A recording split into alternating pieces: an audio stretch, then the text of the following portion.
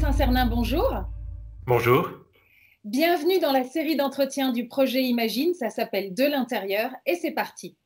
Frédéric de Saint-Cernin, le moins que l'on puisse dire, c'est que vous avez un parcours professionnel totalement atypique.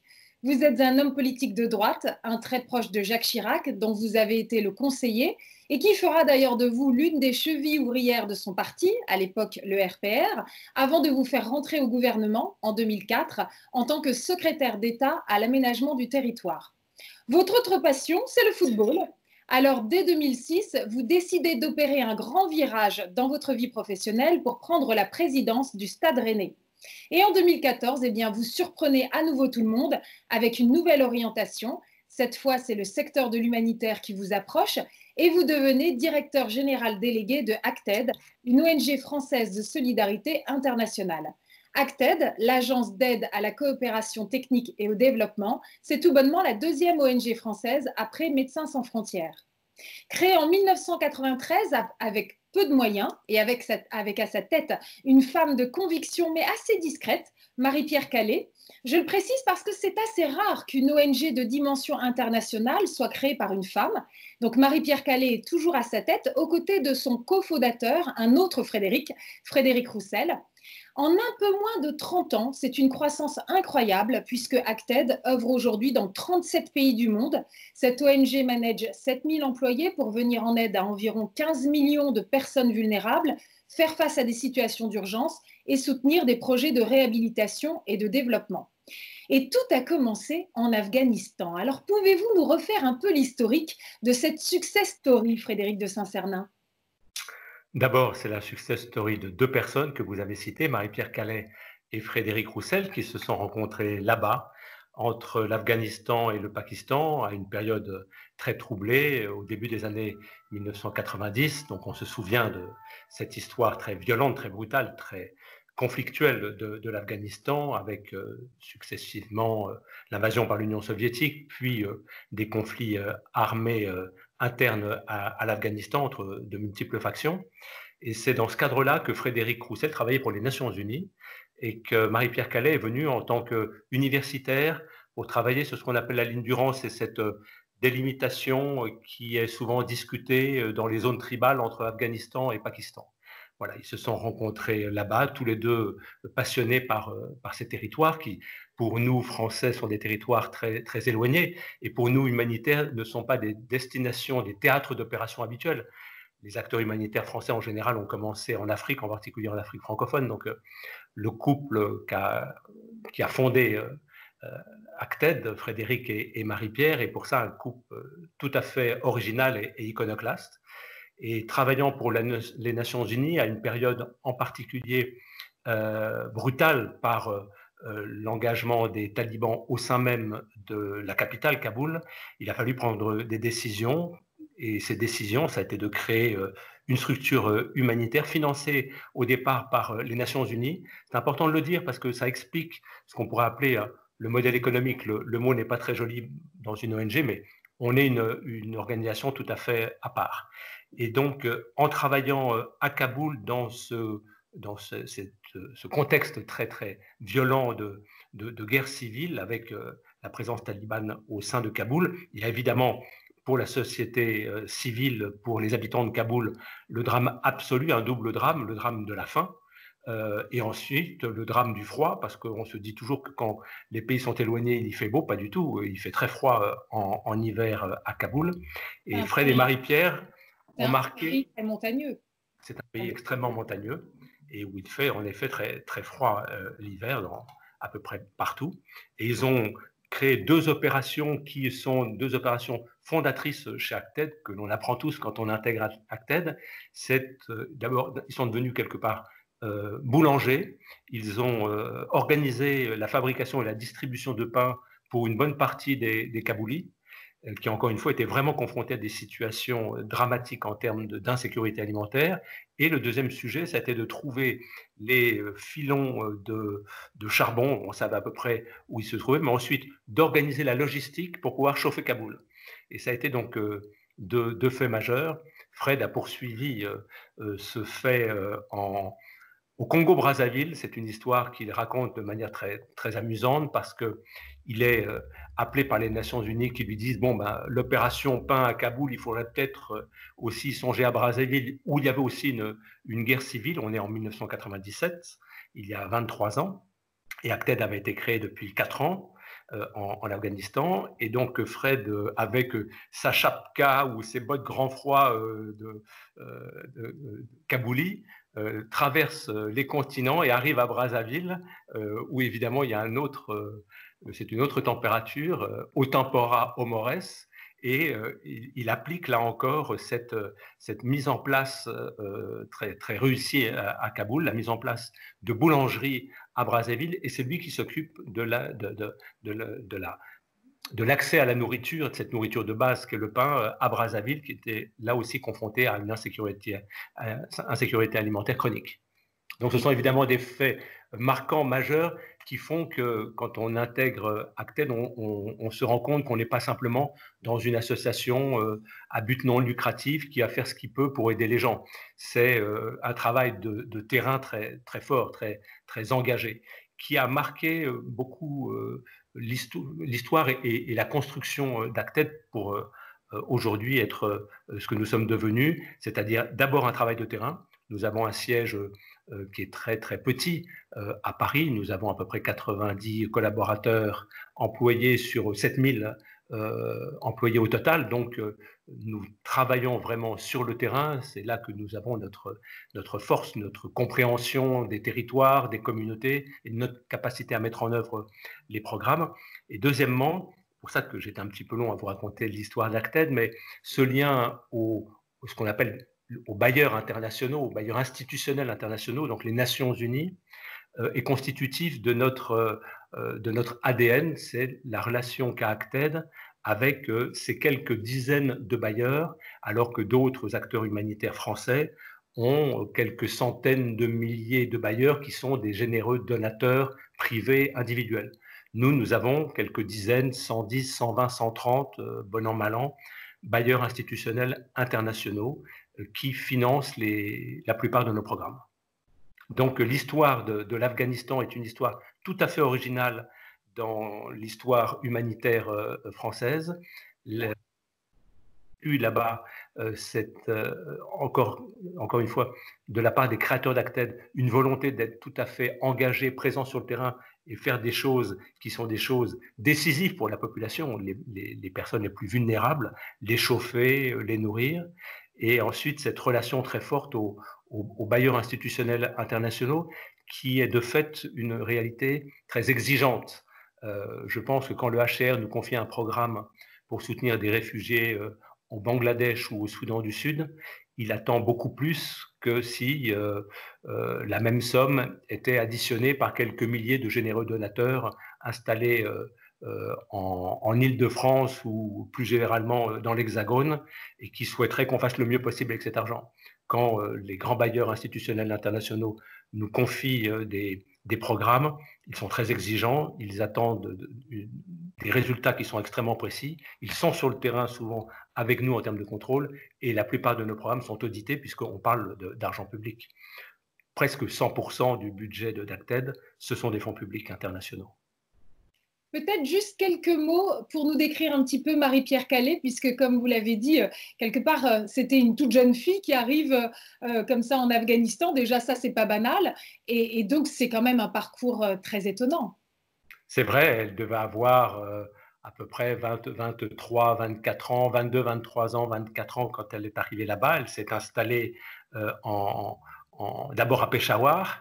Donc on est presque à la frontière de l'Afghanistan. Il y a beaucoup d'acteurs humanitaires et d'autres acteurs de tout type dans cette période très troublée de l'Afghanistan et du Pakistan qui se sont installés à Peshawar. Et c'est donc une femme qui d'abord est très intellectuelle, qui est extrêmement exigeante, extrêmement rigoureuse et très tournée vers les autres. Quand on embrasse ce métier d'humanitaire, de fait, on doit s'intéresser à ce qui se passe ailleurs que dans son propre confort, dans sa propre sphère, et on doit être dans la compréhension des choses, dans l'empathie, et on doit être aussi dans la volonté de faire le mieux possible. Et donc, Marie-Pierre est une femme très rigoureuse, très travailleuse. Elle l'était comme étudiante. Et ensuite, quand elle décide de s'engager avec Frédéric dans la construction de cette ONG, elle prend toute la part, je dirais, la part la plus difficile, la plus délicate et certainement la plus ingrate dans une organisation humanitaire, c'est la partie administrative, les ressources humaines, la partie financière, les audits, le légal, toutes ces choses qui sont absolument indispensables dans une belle pyramide, dans une belle construction d'une ONG, parce qu'encore une fois, on a besoin de rigueur avec nos financements, tandis que Frédéric Roussel est dans la partie plus développement. Donc développement des programmes, vous les avez cités, ce sont des programmes d'urgence, de reconstruction, de réhabilitation, des programmes aussi de développement. Mais nous avons une autre particularité chez Acted, c'est que nous travaillons dans les pays où nous sommes enregistrés. On n'est pas obligatoirement dans une ingérence humanitaire. Pour nous, il est important que cet enregistrement nous permette de travailler dans les meilleures ou moins mauvaises conditions possibles pour atteindre les populations bénéficiaires, les populations qui sont souvent les plus vulnérables. Donc on travaille dans les pays où on est enregistré, ça veut dire qu'on est parfaitement identifié. Ah, mais enregistré par qui? Par les États? Par les États. Par les États. Voilà, on s'enregistre dans les États. Alors, quand on s'enregistre en Colombie pour travailler sur les réfugiés vénézuéliens, ça peut prendre que quelques semaines. Quand on s'enregistre dans certains autres pays, ça peut prendre quelques années. Et pour certains, où on a engagé cette volonté de nous enregistrer, la démarche est longue, elle prend quelques années et dans quelques cas, la démarche n'est toujours pas aboutie. Mais pour nous, c'est quelque chose qui est important à partir du moment où nous avons des financements qui sont des financements publics internationaux. Nous, notre budget, c'est des budgets qui viennent des Nations Unies, des grandes agences des Nations Unies. Je vous citais le HCR pour les réfugiés, le PAM, le Programme alimentaire mondial qui finance nos programmes de sécurité alimentaire, l'UNICEF soutient nos programmes de protection de l'enfance, d'éducation, etc. Le PNUD soutient des programmes de développement. Ça, c'est pour les agences des Nations Unies. Nous sommes très soutenus par l'Union européenne au travers des deux agences de l'Union européenne. Nous sommes soutenus par les coopérations d'État. En France, on connaît le centre de crise du Quai d'Orsay ou l'Agence française de développement. Donc, nous avons une relation très forte avec l'ensemble de ces bailleurs, puisque d'une année à l'autre, nous reconduisons des programmes, nous en initions d'autres, mais donc nous devons avoir une relation très fidèle à ces bailleurs. Et de fait, ils attendent que le développement de nos programmes sur le terrain se passe dans les meilleures conditions possibles. Il est donc pour nous impensable qu'il y ait systématiquement des blocages des acteurs publics nationaux, qu'ils soient dans les capitales ou même les acteurs publics locaux. On ne peut pas se plaindre d'avoir été arrêté à checkpoint parce qu'on n'avait pas le bon papier ou le bon tampon. C'est à nous, en termes d'organisation et de logistique, d'atteindre les populations parce que les bailleurs nous font confiance. Et les 15 millions de bénéficiaires, 15-16 millions de bénéficiaires directs, ils nous attendent aussi. Donc, c'est important pour nous d'évacuer tous ces problèmes qui sont des problèmes politico-institutionnels. Et Frédéric Roussel, qui est donc le pendant dans l'organisation de Marie-Pierre, s'occupe de cette partie développement de nos programmes, relations avec les États, et moi je travaille avec lui sur cette organisation, donc plutôt sur cette partie développement, relations institutionnelles, relations extérieures. Et donc Marie-Pierre, elle, en haut de cette pyramide des 7000 employés d'Acted, a cette immense responsabilité de tenir administrativement les ressources humaines, l'aspect financier de notre organisation, l'aspect légal, j'insiste beaucoup là-dessus, de notre organisation, ce qui est une très très lourde responsabilité. Donc, c'est une femme de tête. C'est très intéressant tout ce que vous nous dites là, Frédéric, et vraiment merci. Une femme de tête, discrète, mais qui sait ce qu'elle veut, qui est extrêmement organisée et extrêmement travailleuse. On a besoin d'être organisé parce qu'une vie d'humanitaire, c'est une vie d'impondérable, d'imprévu. Et donc, il faut être en capacité de trouver des solutions en permanence. On a besoin d'être très souple, très agile. Les choses ne sont pas écrites. On voit aujourd'hui avec le coronavirus, on se dit tiens, mais est-ce qu'on avait suffisamment de masques? Non. Ah, mais est-ce qu'on avait des tests? Non, etc., etc. Mais nous, c'est notre quotidien, coronavirus ou pas coronavirus. Dans certains pays où on a des programmes de développement, on est relativement tranquille. Ce sont des programmes qui sont plus longs, plus aboutis dans notre travail, mais on a des programmes d'urgence. dans des zones de conflits armés, des zones de violence systémique, des zones de désastres climatiques très, très réguliers. Donc, on a besoin en effet de cette grande élasticité, de cette grande souplesse. Et pour l'acquérir, il faut qu'au sommet, on soit aussi très, très organisé, bien évidemment. Alors, on va continuer ensemble de creuser ce quotidien donc, des humanitaires. Alors, évidemment, la crise du coronavirus est venue voilà, dans ce jeu de quilles, est venue complètement transformer les choses. Et donc, essayons de voir ce que ça change, le fait de se retrouver au milieu de cette période de pandémie. C'est vrai que tout est allé très vite et j'imagine que cela a exigé de vous et de vos équipes une très grande réactivité. Donc, pouvez-vous nous raconter, Frédéric de Saint-Cernin, ce que la crise du coronavirus vous a obligé à changer dans vos modes d'organisation? D'abord, nous l'avons anticipé quelques jours avant. Nous avons organisé le télétravail, aussi bien du siège à Paris que dans les 37 pays où nous travaillons. Donc, partout où on a pu faire du télétravail, on a demandé à nos équipes de s'organiser en tant que telles pour ne pas être confrontés justement à la situation de promiscuité. Donc, ce télétravail est quelque chose qui nous a permis d'avoir une organisation beaucoup plus souple et beaucoup plus pérenne sur la durée. Deuxièmement, on a cherché à limiter les contacts et c'est vrai que ce n'est pas facile. Donc, selon la nature de nos programmes, limiter nos contacts, ça veut dire quoi? Quand on est sur des distributions, par exemple, distribution de kits alimentaires, des distributions de kits d'hygiène, nous avons cherché à additionner les centres de distribution pour éviter qu'il y ait trop de monde sur le même point de distribution.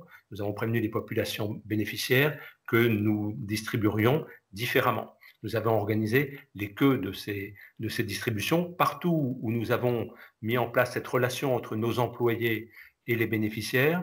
Nous avons mis en place des points d'eau, des points de lavage des mains en expliquant à la population pourquoi est-ce qu'on travaillait de cette manière. Donc, c'était pour nous quelque chose de très important. Et puis, on est passé aussi dans une autre méthode de travail. On a pas mal de programmes de ce qu'on appelle de cash transfert, de transfert d'argent, qui permet aux populations bénéficiaires, avec cet argent, de pouvoir en disposer, alors soit pour des obligations, je sais pas moi, alimentaires ou d'autres choses à faire. Et ce cash transfert passe quelquefois par de l'argent liquide, ou quelquefois par des vouchers. Vous voyez, dans les camps, on distribue ces vouchers. On est passé, comme on a pu le faire le plus possible, dans ce qu'on appelle du mobile banking, du transfert d'argent par téléphone. Parce que ces populations sont vulnérables, mais beaucoup de ces gens bénéficiaires ont un téléphone portable. Et transférer l'argent de cette manière, en France, ça paraît peut-être un petit peu bizarre ce que je dis pour ceux qui vont nous entendre, mais c'est quelque chose qui est assez facile, en particulier en Afrique où il y a relativement peu de cartes bleues. On est facilement passé des moyens de paiement en liquide aux moyens de paiement par système téléphonique, par mobile banking. Ça évite, là encore une fois, le lien direct entre les populations. Et puis, on a mis en place toutes sortes de programmes directement coronavirus. On n'est pas simplement un prestataire de services humanitaires qui fait ce qu'on nous dit de faire. On peut être aussi en réflexion qui nous permet d'être beaucoup plus constructifs.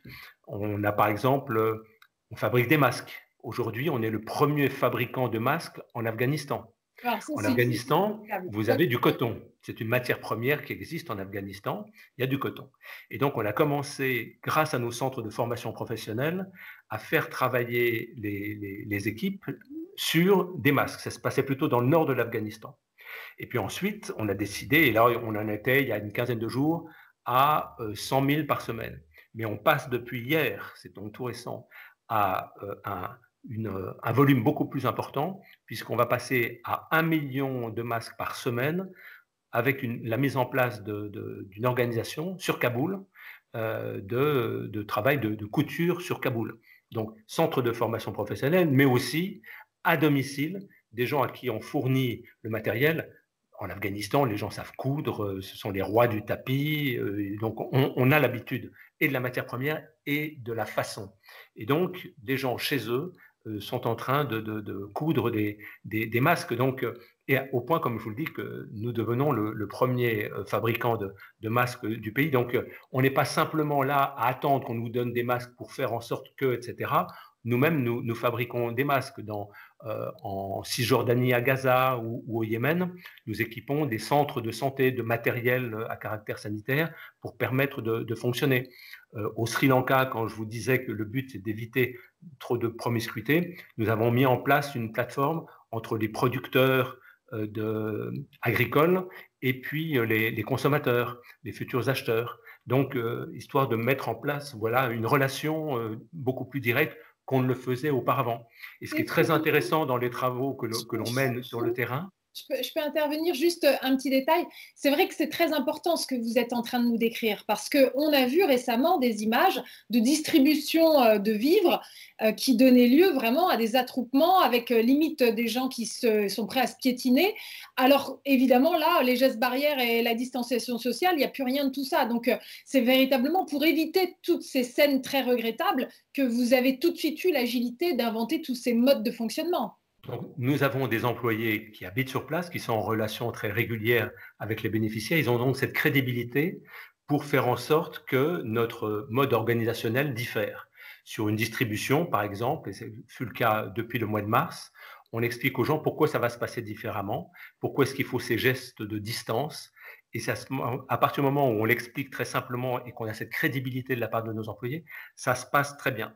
Et ce qui est très intéressant dans les endroits où on travaille, qui sont très différents, c'est se servir aussi bien des technologies, de passer ces informations d'organisation, de nouvelles pratiques d'hygiène, par exemple, au travers des réseaux sociaux ou du téléphone, ou alors dans certains villages, au travers du haut-parleur, on passe en voiture et on explique aux gens comment ça va se passer. Donc les choses sont très diverses.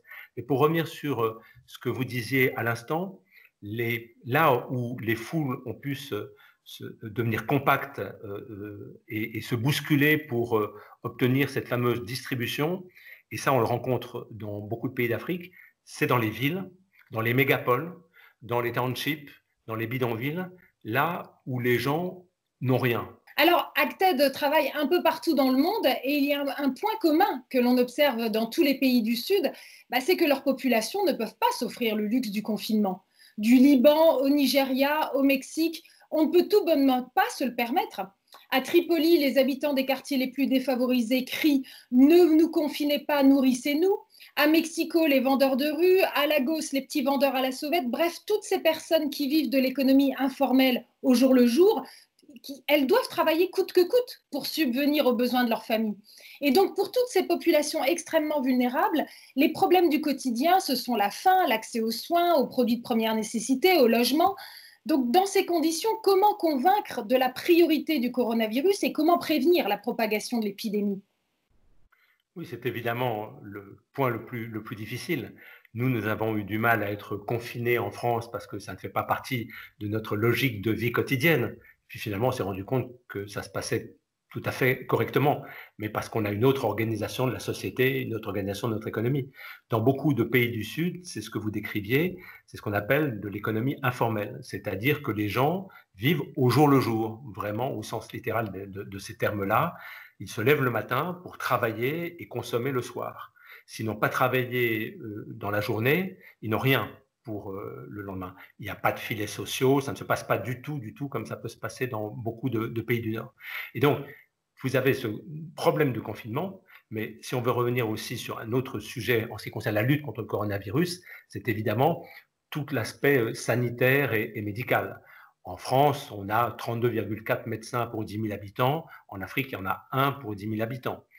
En France, on a le débat sur les respirateurs. En Centrafrique, par exemple, il y a 3 respirateurs pour 5 millions d'habitants. Donc, on n'a pas du tout les mêmes normes médicales dans les pays du Nord, où déjà on se plaint de manquer, que dans les pays du Sud. Donc, la réponse médicale, elle va être très difficile. Il y aura besoin de soutien technique, de soutien vraiment technique, et de soutien financier pour apporter le plus possible de matériel, etc. Deuxièmement, pour éviter que l'épidémie ne se propage, en effet, en France et dans beaucoup de pays du Nord, on a décidé le confinement. Dans les pays du Sud, ce n'est tout simplement pas possible. Ça peut être possible Peut-être, oui, en zone rurale, et il y a des pays qui sont encore très très ruraux, pas comme en France, il y a encore une vraie ruralité dans pas mal des pays dont nous parlons. Mais dans les zones citadines, où l'exode rural a provoqué des mégapoles qui sont tout à fait désorganisés dans leur urbanisation, la création de townships, la création de bidonvilles, là évidemment c'est l'économie informelle qui prévaut, c'est-à-dire que au quotidien, les hommes, les femmes, les enfants parfois, se lèvent pour travailler et pour se nourrir. Et donc, vous ne pouvez pas les obliger à rester chez eux, sauf à leur donner à manger, à leur donner de l'argent pour qu'ils puissent subvenir à leurs besoins. Sans compter évidemment que les modes de vie sont très différents. Dans les pays du Sud, on vit beaucoup plus dehors et on rentre chez soi pour dormir, et donc les logements sont beaucoup plus petits que dans les pays du Nord. Donc, ce confinement est extrêmement difficile à réaliser. Donc, les pays ont tenté de le faire assez tôt. D'ailleurs, il y a pas mal de pays d'Afrique en particulier qui ont essayé de mettre en place un confinement relativement tôt, mais ils se sont retrouvés confrontés à cette réalité que je décrivais. Donc, ils ont cherché à soutenir les populations les plus vulnérables, celles des townships, des bidonvilles, et leur ont fourni du matériel d'hygiène, des kits d'hygiène ou de la nourriture. Mais dans une certaine désorganisation qui a provoqué évidemment des bousculades et des blessés. C'est pas comme ça qu'il faut faire. C'est surtout pas comme ça qu'il faut faire. Il faut pouvoir organiser, et je le dis d'autant plus, c'est extrêmement difficile. Il faut être présent, il faut que les organisations, alors qu'elles ce soit des organisations de la société civile ou les organisations étatiques qui essaient de les mettre en place, il faut qu'elles puissent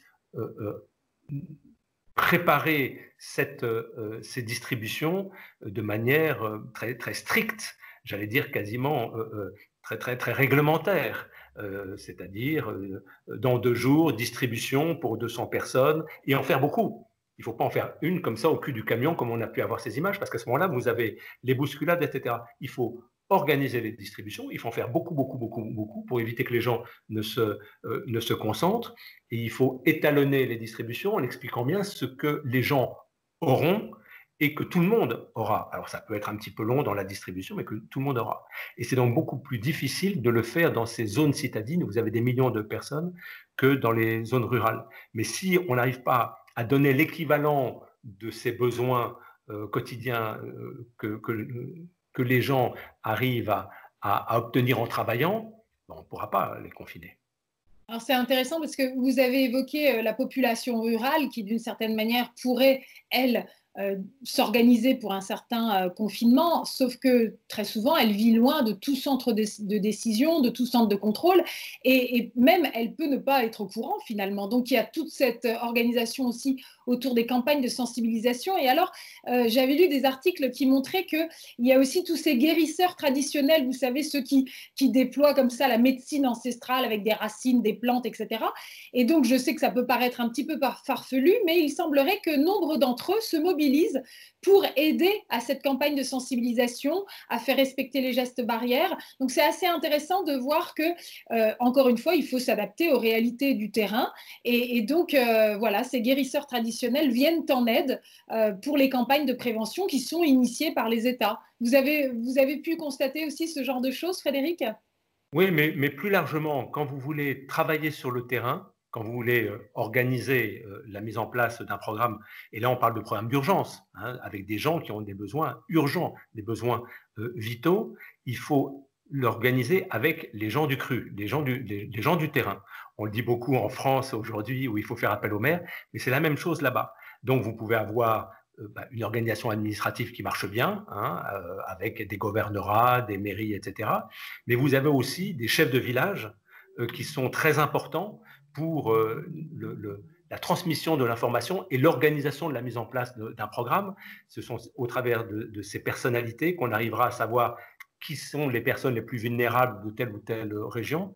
Et donc, c'est important de le prendre en compte, ces personnalités. Donc, vous parliez des guérisseurs, mais vous avez aussi les personnalités religieuses qui sont elles aussi très importantes. Alors, en France, on peut ouvrir des yeux ronds en m'entendant, mais dans les pays du Sud, les personnalités religieuses, quelle que soit la foi que l'on pratique, ont un rôle majeur aussi pour faire passer les messages aux populations. Et elles sont extrêmement respectées. Donc, selon les pays, selon les territoires, on a besoin de s'appuyer sur ces strates. Alors, en France, ça sera les mairies, les régions, l'État. Dans d'autres pays, on parlait tout à l'heure de l'Afghanistan, nous nous appuyons sur ce qu'on appelle les mantekas, qui seront des organisations pas tout à fait administratives, mais plutôt des bassins de vie pour faire passer ces messages. Et c'est en connaissant bien les pays, les territoires et les populations qu'on va arriver à mettre en œuvre les programmes de manière très, très adaptée. Et c'est pour ça que c'est très important. Pour être bien adapté à la mise en œuvre la plus réussie de votre programme, vous avez besoin de bien connaître la population.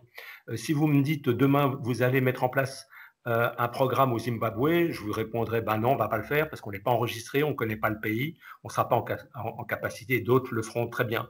Alors, face à une déflagration économique dont la douleur est ressentie de manière immédiate, il y a une menace invisible, quasi incertaine, surtout que pour le moment, la virulence du Covid-19 semble plutôt moindre sur tout le continent africain. Donc, comment est-ce qu'on explique cette différence de vitesse de propagation en Afrique par rapport à l'Asie, l'Europe ou l'Amérique? D'abord, il y a une temporalité dans la progression du virus. Il a commencé en Chine, il est arrivé en Europe, un petit peu décalé en Amérique. Là, depuis 15 jours, en 15 jours, le virus a touché 50% de plus en Afrique, donc il progresse malheureusement. Et l'OMS dit que le pic pourrait être atteint en juin. Donc malheureusement, on n'est pas encore sur le pic ou sur le plateau, comme on dit en France, du virus, mais on n'en est qu'au début. Donc on va prendre du temps pour l'examiner et ensuite confronter nos propres expériences. C'est pour ça que tout ce que l'on peut faire en amont pour essayer de réduire cette virulence du Covid-19 me paraît très important. Alors, il y a eu beaucoup de débats sur le fait que l'Afrique, en l'occurrence, semble moins touchée. On a dit qu'il y avait peut-être la chaleur, mais à Singapour, où il fait 35 degrés, la chaleur est là et le virus se relance pour une deuxième vague. On parle aussi, ce qui est vrai, de la jeunesse de la population. L'âge médian en Afrique, c'est 20 ans. 3% de la population a plus de 65 ans. Et on voit chez nous en France que ce sont les personnes les plus âgées qui meurent. Donc il est possible que ça retarde. Je crois aussi qu'il y a un phénomène, c'est que diverses maladies et virus frappent les populations du Sud depuis longtemps, donc peut-être qu'il y a une sorte d'immunité. Le paludisme tue beaucoup, on a des épidémies de rougeole régulièrement, etc. On a eu Ebola il y a 5 ou 6 ans sur une partie du continent africain. Donc malheureusement, ce sont des populations qui sont confrontées à des maladies infectieuses qui sont très graves. Et peut-être que les morphologies arrivent à mieux lutter, à fabriquer des anticorps, c'est possible. Mais on n'est sûr de rien. C'est pour ça qu'il est important de se préparer. Bill Gates, qui connaît bien évidemment le continent africain pour avoir une organisation qui travaille sur le plan médical depuis longtemps, disait mi-février, donc il y a très longtemps, qu'on risquait 10 millions de personnes décédées en Afrique. Donc on en est loin, et tant mieux, mais il faut d'ores et déjà s'y préparer. Mais il y a des conséquences, quelle que soit la virulence du Covid-19, il y a des conséquences.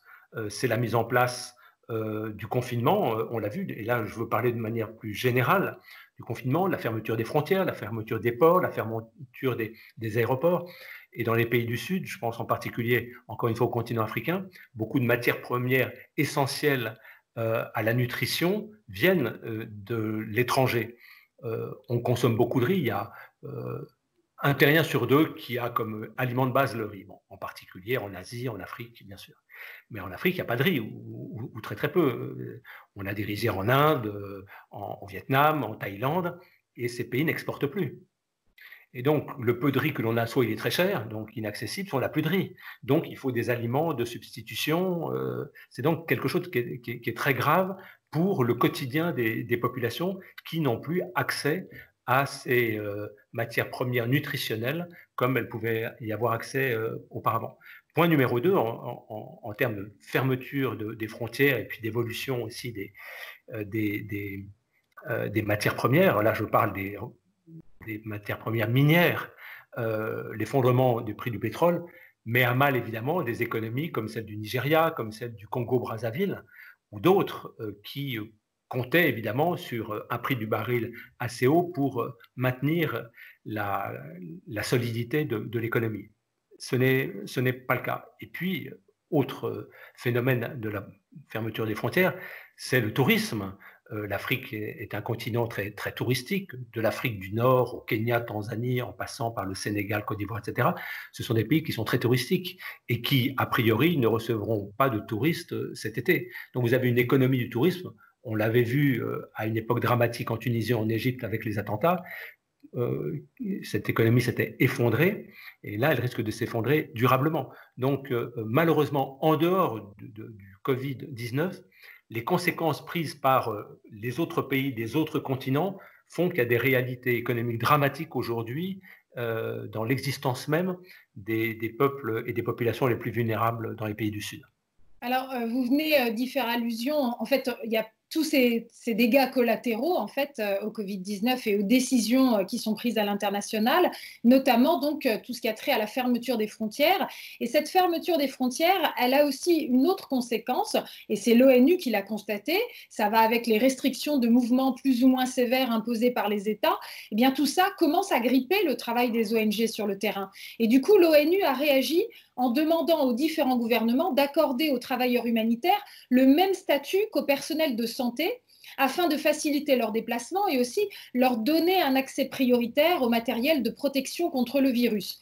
Tout ça paraît assez logique et pourtant cela se révèle être une opération étonnamment délicate. La psychose gagne facilement et il est de moins en moins rare de voir des humanitaires devenir la cible d'agressions parce qu'ils sont considérés par leur déplacement comme des propagateurs du virus, surtout quand il s'agit d'humanitaires étrangers. Est-ce que vous aussi, vous avez pu constater ça et est-ce que vous pensez que ce phénomène pourrait s'aggraver? Non, là, on est un peu dans la stigmatisation. Je n'irai pas jusque-là. De manière plus globale, il ne faut pas penser que depuis que le Covid-19 existe, les travailleurs humanitaires ont du mal à accéder à certains territoires ou à certaines populations. Nous qui sommes réputés pour travailler dans les pays les plus difficiles, les plus à risque, hein, nos principaux programmes, c'est la Syrie, c'est le Yémen, c'est la Somalie, c'est le Soudan du Sud, c'est la République centrafricaine, c'est l'Irak, c'est l'Afghanistan, donc ce ne sont pas des pays de tout repos. On accède à la population en se débrouillant, encore une fois, parce que nos travailleurs humanitaires sont des locaux, ils ont cette crédibilité, ils ont cette relation personnelle aux populations qui leur permettent d'accéder bon an mal an, malgré les conflits, malgré les tensions, etc. Donc, nous, on ne se plaint pas. On rencontre évidemment des difficultés, ce fut le cas au Yémen pendant la guerre civile, d'accès aux populations avec des checkpoints qui sont fermés, alors que la semaine dernière, ils étaient ouverts et la semaine suivante, ça sera ouvert. C'est un petit peu, je dirais, le quotidien des humanitaires dans les pays les plus difficiles. Mais on doit s'en débrouiller. C'est pour ça qu'on doit être des logisticiens très, très professionnels. On doit s'organiser, on doit s'en débrouiller parce qu'il y a des gens qui nous attendent. Il y a des gens qui nous font confiance, les bailleurs, et des gens qui nous attendent, les bénéficiaires. Alors c'est vrai qu'avec le Covid-19, cette situation est encore plus difficile. C'est pour ça qu'il est très important que l'on puisse faire confiance aux travailleurs humanitaires comme on fait confiance aux travailleurs de la santé. Mais encore une fois, sur le Covid, je considère que nous sommes un maillon essentiel de la réponse. Parce que, comme je le disais tout à l'heure, la réponse n'est pas que médicale, ou elle n'est même pas vraiment médicale dans les pays du Sud, où il y a peu d'hôpitaux, il y a peu de médecins, et c'est donc tout ce travail en amont de distanciation, de relations avec les populations, pour la bonne compréhension de ce virus, qui est à faire pour éviter le moment venu qu'il y ait trop de gens qui se retrouvent confrontés à des centres de santé qui sont frappés de pénurie. Donc ce travail des humanitaires, il est beaucoup plus important pour lutter contre le Covid-19 dans les pays du Sud que, évidemment, dans les pays du Nord, où la réponse médicale, elle est adaptée, même si on se plaint régulièrement qu'on n'a pas suffisamment, mais ça, c'est tout à fait français de se plaindre. Donc, cette réponse des humanitaires, elle est tout à fait en cohérence avec ce que vous indiquiez à l'instant, c'est le fait que nous sommes, nous, des travailleurs qui devons être protégés dans notre devoir de passage pour atteindre les populations. Alors, sommes-nous plus stigmatisés? Je ne sais pas. Nous avons anticipé les choses Nous avons à peu près, comme je vous le disais, 5% d'employés expatriés. Nous les avons interrogés pour savoir s'ils souhaitaient faire du télétravail de leur pays d'origine, parce qu'on avait bien prévu que cette période de confinement durerait des mois et des mois. Donc certains sont rentrés, d'autres sont restés. Mais ensuite, sur le terrain, nos travailleurs locaux sont confrontés aux difficultés habituelles de la mise en œuvre de programmes d'urgence dans des conditions difficiles, mais il n'y a pas de stigmatisation. On n'est pas là pour se plaindre, nous on n'est pas à plaindre, ce sont les autres qui sont à plaindre et à soutenir. Ce sont ces personnes vulnérables, ces bénéficiaires qui sont à plaindre et qui sont à soutenir. C'est notre devoir. Frédéric de Saint-Sernin, il est évident que le continent africain, même s'il paraît éloigné de nos pays, en fait, notre destin est étroitement lié à ce continent. Et c'est sans doute la raison pour laquelle Emmanuel Macron, lors de sa dernière prise de parole, a plaidé pour un effacement massif de la dette africaine. Qu'est-ce que vous pensez de cette question autour de la dette des pays africains ? Oui, c'est une question très importante. La dette avait été levée il y a quelques années. Le pape lui-même est intervenu là-dessus. Je crois qu'il y a un consensus, le moment venu, pour lever la dette. Habituellement, on repousse les échéances, on dit bon, 1 an de plus, et puis à la fin, on annule la dette. Donc ça me paraît quelque chose d'important parce que ça donne une visibilité aux pays d'Afrique. Mais je relativiserai. Quand on effaçait les dettes à l'époque, c'était des dettes entre guillemets occidentales. C'était des dettes contractées de la part des pays africains auprès de pays européens ou des Américains. Aujourd'hui, une bonne partie de la dette des pays africains, c'est une dette chinoise. Donc il faut absolument que la Chine soit d'accord. Et je n'ai pas entendu les dirigeants chinois, peut-être qu'ils partageront cet avis, et c'est important de leur demander, parce que si vous décidez d'effacer la dette, il faut évidemment que tous les créanciers soient d'accord.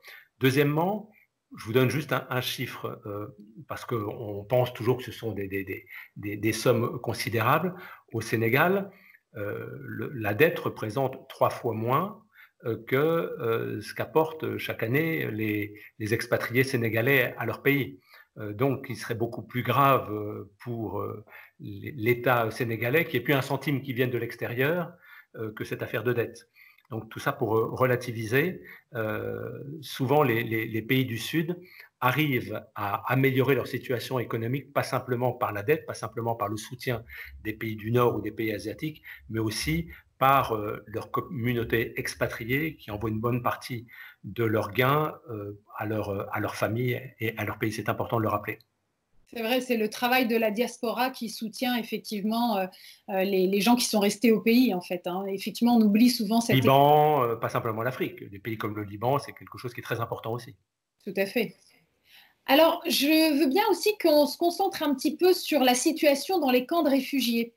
Ces lieux de concentration de population sont sans doute le pire cauchemar pour un scénario épidémique. Et quand je dis cela, je ne parle pas seulement des camps qui se trouvent à des milliers de kilomètres, je parle aussi de l'Europe, en rappelant que pas moins de 36 000 migrants survivent depuis des années sur les îles grecques de la mer Égée dans des conditions d'hygiène désastreuses. Donc je parle des camps surpeuplés de Lesbos, Chios et Samos. Est-ce que nous ne sommes pas là? Alors, pour ces camps de Grèce, mais aussi tous les camps de réfugiés un peu partout dans le monde, est-ce que ce ne sont pas finalement de véritables bombes sanitaires qui risquent de nous exploser au visage? Bien sûr, parce qu'il y a des concentrations, il y a des surpopulations dans ces camps de réfugiés qui sont très importantes. Je voudrais quand même dire une ou deux choses de manière globale en ce qui concerne les réfugiés. Les réfugiés, les déplacés. Les déplacés, ce sont des gens qui quittent chez eux pour rester dans le pays. Les réfugiés, ce sont des gens qui quittent de chez eux pour aller dans des pays. Mais en général, ils vont dans les pays voisins. Ils ne vont pas ailleurs, ils ne vont pas en Europe. On a, bon an, mal an, 60-65 millions de personnes qui sont des déplacés et des réfugiés. Donc, ce sont des chiffres considérables. Et en Europe, on en a quelques centaines de milliers, quelles que soient les années. Donc, ce sont des proportions qui sont très faibles par rapport à la globalité. Et donc, si ces gens se déplacent ou se réfugient ailleurs, c'est à cause évidemment des calamités, des catastrophes naturelles qui sont renforcées par le dérèglement climatique. Ce sont les conflits armés. C'est donc très important de lutter sur place, sur le terrain, pour essayer d'aider les populations chez elles et d'essayer de résorber tous ces conflits. C'est très important. On a aujourd'hui, on n'en parle pas du tout, mais on a aujourd'hui un drame en Afrique de l'Est qui touche 8 pays d'Afrique de l'Est.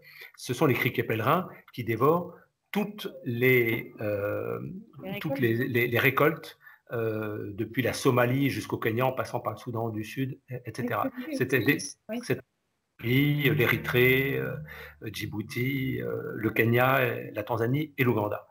Ce sont des pays qui ont beaucoup souffert de mauvaise production ces dernières années. Et cette année où ça pouvait peut-être aller mieux, les criquets sont là. Et on n'en parle pas du tout. Il est donc très important de lutter au quotidien, parce que sinon, vous aurez des gens qui deviendront des déplacés dans les camps que vous indiquez, ou des réfugiés dans les pays d'à côté. Mais donc les déplacés et les réfugiés se trouvent avant tout en Afrique, au Moyen-Orient et en Asie. Et donc tout le travail des acteurs humanitaires en l'occurrence, c'est d'organiser cette réponse au coronavirus de manière systématique. Donc, on est sur place pour l'organisation d'une vie la moins difficile possible. Donc, on manage des camps où il y aura de l'accès à l'eau potable, il y aura de l'assainissement, il y aura de la sécurité alimentaire, il y aura de la protection des enfants, il y aura de l'éducation, il y aura toutes ces choses, il y aura du soutien psychologique aussi. Donc, on organise ces camps dans la durée, en espérant que le moment venu, quand les choses se seront pacifiées, les gens pourront rentrer chez eux, parce que c'est quand même leur volonté première.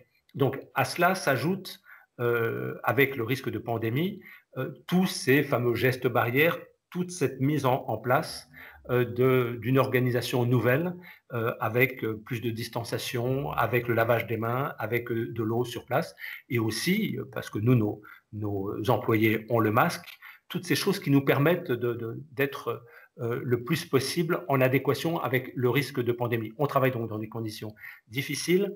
On ajoute évidemment la lutte contre le coronavirus, mais il faut reconnaître aussi qu'on travaille dans des endroits que l'on connaît. On connaît ces habitants des camps, puisqu'on les fréquente au quotidien, on leur apporte des solutions au quotidien.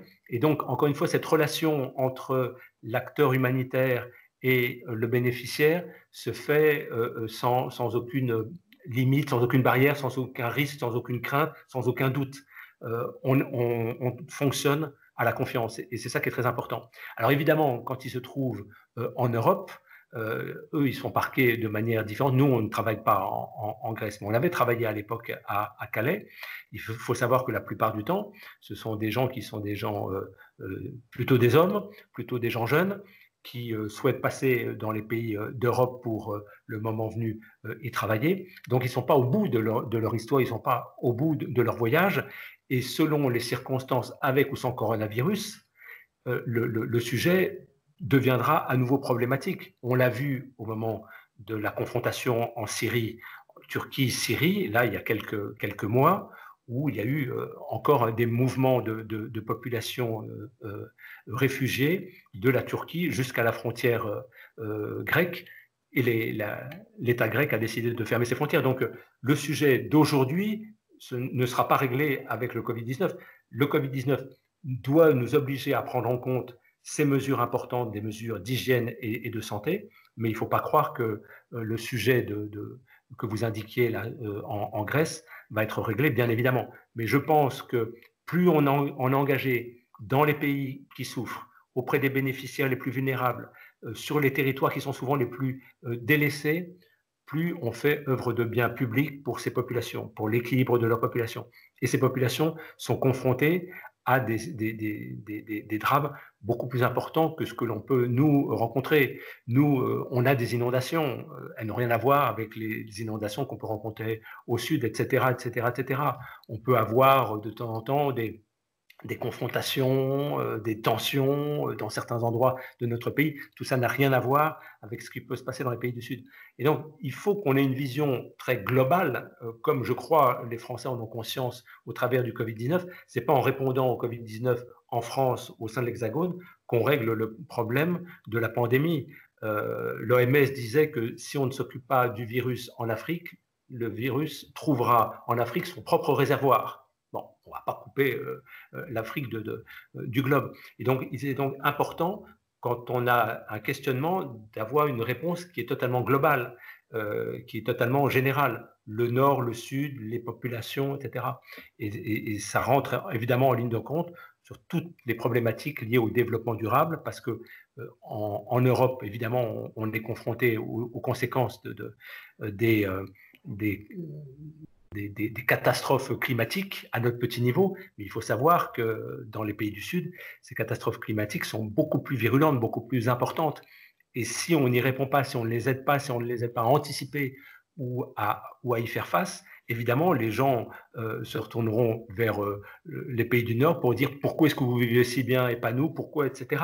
Il y a maintenant ces interconnexions. On est dans un monde qui est globalisé, on est dans une économie globalisée.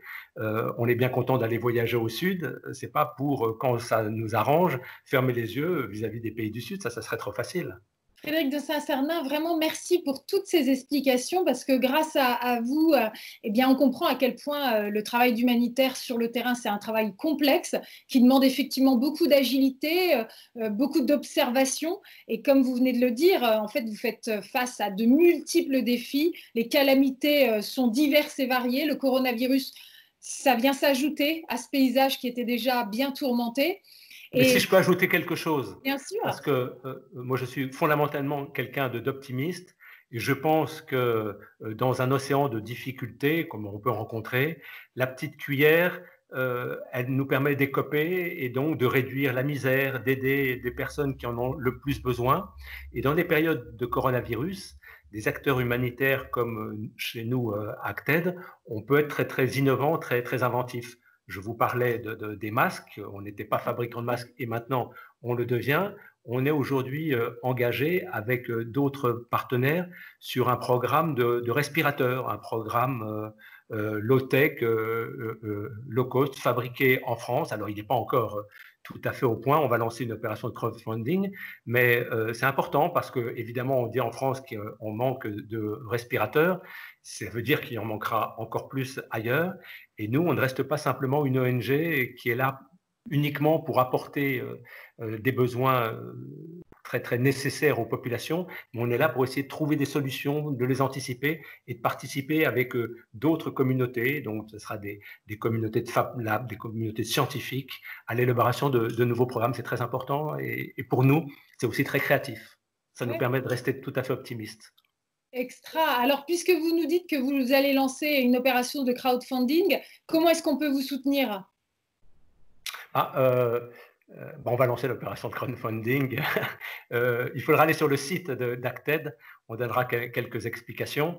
Comme je vous le disais, c'est ça, acted.org, voilà, acted.org. Acted, comme je le disais au début de notre échange, c'est d'abord une organisation qui tient les financements de ces programmes des grands bailleurs institutionnels internationaux, donc des financements publics. Et j'insiste sur le fait que ça nous donne beaucoup de rigueur, beaucoup d'exigences. Mais aussi, on a quelques généreux donateurs, même si on n'est pas connu. Vous le rappeliez qu'on est la deuxième principale ONG française de solidarité internationale. On a aussi quelques généreux donateurs. On a des grandes entreprises privées au travers de leurs fondations qui participent au cofinancement de certains de nos programmes d'accès à l'eau potable, d'assainissement, d'accès à l'énergie, de sécurité alimentaire. Et on a quelques généreux donateurs. Donc, allez sur notre site. Tous les jours, on présente des nouveaux programmes que l'on met en place sur le terrain, des programmes très variés, parce que dans 37 pays, de l'Ukraine à la Somalie, on fait des choses très, très différentes. Hein. D'Haïti et Colombie ou en Thaïlande, on fait des choses très différentes. Donc, allez sur notre site, participer, échanger avec nous. C'est vraiment important qu'on puisse avoir cet échange. C'est important pour nous d'avoir cet échange avec le public français. Acted, ça peut paraître un petit peu bizarre comme nom, on ne nous connaît pas, bon voilà, il peut y avoir des interrogations, donc venez sur notre site, ça doit être un site participatif et plus on a d'échanges avec les gens, mieux c'est. On tient beaucoup au fait que nous sommes une très importante ONG française. Alors, je pense que l'appel va être entendu et j'espère que ça va permettre à beaucoup plus de gens de vous connaître, de mieux vous connaître. Je ne peux pas résister à une petite question subsidiaire. Frédéric de Saint-Cernin, j'y ai fait allusion au début de cet entretien. Vous étiez pendant longtemps, surtout dans une grande carrière politique. Est-ce que le métier de politique ou celui d'humanitaire, lequel est le plus fatigant, le plus enthousiasmant, le plus passionnant? Dites-nous.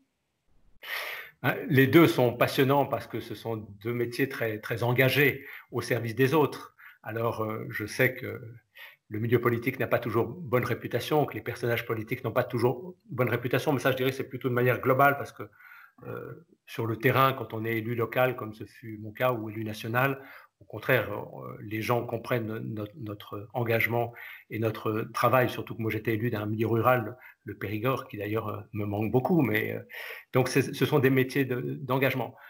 Aujourd'hui, je préfère être humanitaire qu'acteur public parce que confronté au débat sur nos connaissances en matière scientifique ou nos non-connaissances en matière scientifique en ce qui concerne ce virus. Alors on nous dit que gouverner, c'est prévoir, oui, mais c'est pas facile de prévoir quand même les grands sachants ne savent pas.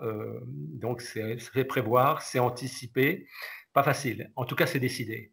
Et on a besoin de décider. Et ce que j'attends des acteurs publics, c'est qu'ils décident, et c'est ça qui, pour moi, est très important. Décider. Merci beaucoup, Frédéric de Saint-Cernin, de nous avoir accordé Merci à vous. l'entretien. C'était De l'intérieur avec Frédéric de Saint-Cernin. Merci beaucoup. Merci. Merci à vous.